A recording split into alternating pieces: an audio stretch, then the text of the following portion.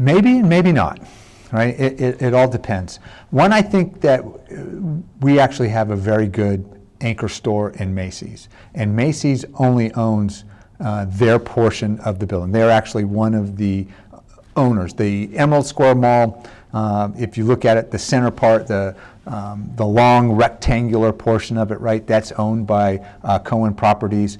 Sears owned their end, and Macy's owned theirs. JCPenney's rents from Cohen Properties, the mall owner. So they're one of the three. So look, I hope that our store is one of that survives. I think they bring a lot to the community. I'd love to see them stay there. Ultimately, they've got to make the best decisions for their business and what it means, but we as a community could be impacted by this. So I do think that we have and offer a lot, and I think that's what I'm hoping that's what they'll see in this region, in this store, that we offer. Would love for them to stay there. If not, it needs to become what it needs to become. And we've always made an argument that we're working with the developer, with the property owners, about what the mall can become next. We've always advocated a live, work, play model, where that we could take a portion of the mall, convert it to housing, or build housing into the mall parking lot, and figure out the best way to drive both a way to meet the need for housing and affordable housing, as well as develop economic interest in the town. So I think working closely with the planning board in the future on this, on mixed-use zoning, is going to be important. And if that helps, cement and keep Macy's there, maybe that's one of the things. The other issue is we're now starting to talk about the sewer pump that's across the street that we're very interested in as well. The Emerald Square Mall sewer pump is the one utility that kind of is the way development is going to go around that whole area.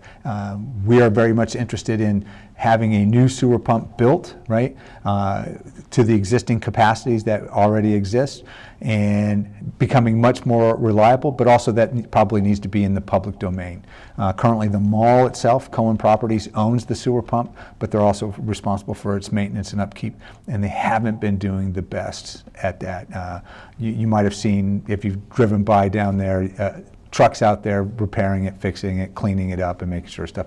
We think that there's a solution to this that we'll be able to put in place with little to no impact, and I think the no impact is probably the most important to the sewer ratepayers, because it's estimated about $2.5 million to repair this particular pump and bring it up to modern capacities and standards, and I don't think that that's something that the current ratepayer should have to foot the bill for if the current owners have failed to do their job and maintain it. So we're looking at different ways of either new future development tying in, help paying for it, right, if we're able to acquire it, or maybe with the sale of particular properties around Allen Avenue, right? So we see Allen Avenue as an opportunity. Mass general law allows us to take the proceeds of the sale of that land and property and then reinvest it into other property and infrastructure within the town. That might be a way for something for us to look at and examine to see if it would do.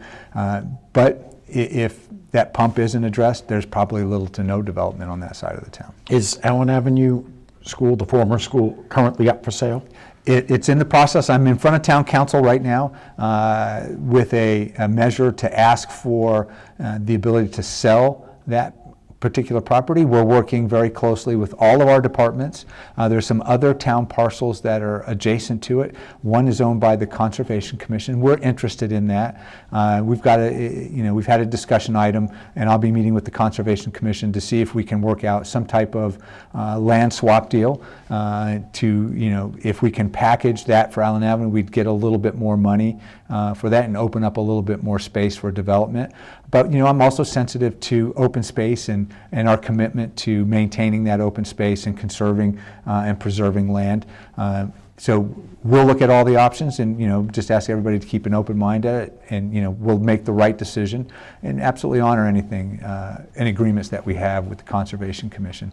We did actually mention to them the potential, if we were able to acquire the Webster Mill property and clean it and put it back into pristine condition, would they be interested in swapping that piece of land for the one over on Allen Avenue. And that'd give a nice little open space in the middle of a very populated downtown area that we think might be a nice place for a park.